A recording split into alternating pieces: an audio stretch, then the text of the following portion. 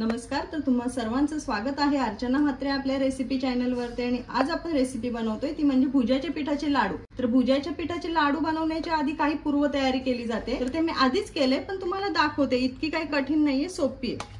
तर हे तांदूळ आहेत, हे 1.5 ग्लास तांदूळ मी घेतलेले। काल रात्री हे मी 3-4 पाण्याने स्वच्छ धुवून यांना भिजत ठेवलेले। आता सकाळ झाली आहे, सकाळी आता पुन्हा आपल्याला हे तांदूळ धुवायचे आहेत आणि हे उपसून काढायचे, तर ते दाखवते मी तुम्हाला। इथे तांदूळ तुम्ही पाहू शकता, मी 2-3 पाण्याने आता पुन्हा स्वच्छ धुवून घेतलेले आहेत। आता हे तांदूळ ना आपल्याला गाळून घ्यायचे, म्हणजे याच्यातलं संपूर्ण पाणी आपल्याला काढून घ्यायचं। तांदूळ बघा मी ना पुरणाच्या जाळीवरती ठेवलेत, म्हणजे याच्यातलं संपूर्ण पाणी निघून जाईल। आणि 1 तासाभरासाठी तरी आपल्याला हे तांदूळ आता असेच ठेवायचे, म्हणजे याच्यातलं सर्व पाणी निघून जाईल। तर इथे तांदूळ ना जाळीवरती ठेवून 1 ते 2 तास झालेत। आता तांदूळ बऱ्यापैकी कोरडे आहेत आणि असे दमट लागतात हाताला आपल्या, तर एवढे ओलसर चालतात हे भाजायसाठी।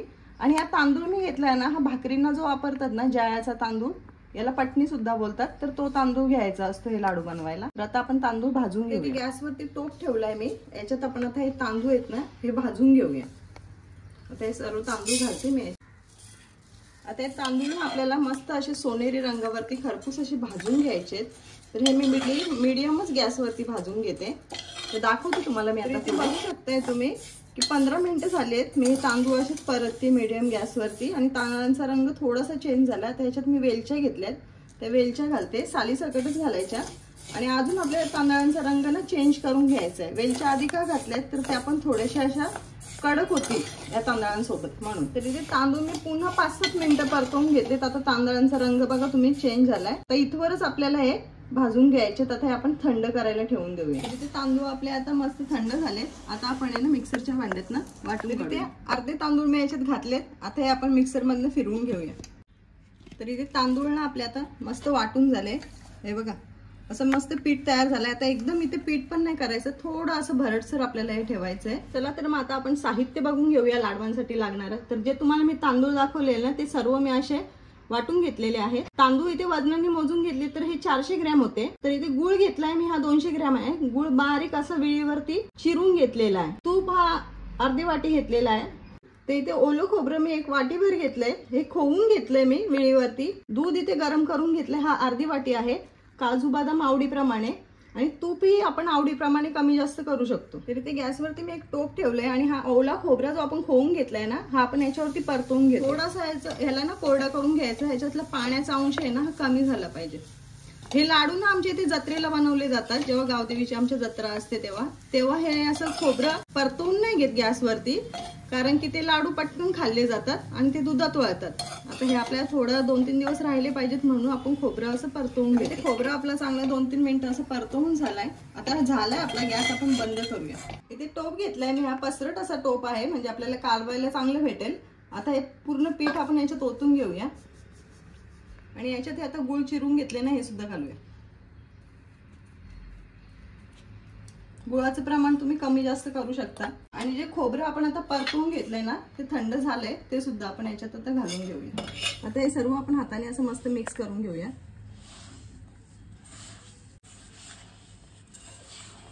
तर हे सर्व मिश्रण आपलं आता एकजीव करून झालेलं आहे। आता हे आपण ना मिश्रण 2 भागांमध्ये वेगवेगळं करून घेऊया, का तर आपण 2 प्रकारे लाडू बनवतोय म्हणून। तर जे पिठाचे मिश्रण आपण वेगळे केलेले होते, त्यातनं एक अर्धा भाग घेतला आता मी हा। याच्यात ना आपण जे काजू कट करून घेतले ते घालून घेऊया। अर्धे याच्यात घालते, अर्धे त्या याच्यात घालायचे। 2 चमचे घातले। आणि हे तूप घेतलंय, हे तूप चांगलं मी कडकडीत गरम करून घेतलेलं आहे, हे आता आपण याच्यात घालूया। आणि आता हे मिक्स करूया। तर इथे तूप ना आपलं मिश्रणाला आहे चांगलं आता चोळून झालेलं आहे, आणि तूप आपण याच्यात गरम घातलेलं ना, त्यामुळे ह्याच्यातला गुळ सुद्धा मेल्ट झालेला आहे। तर आता ह्याचे आपण लाडू वळून घेऊया।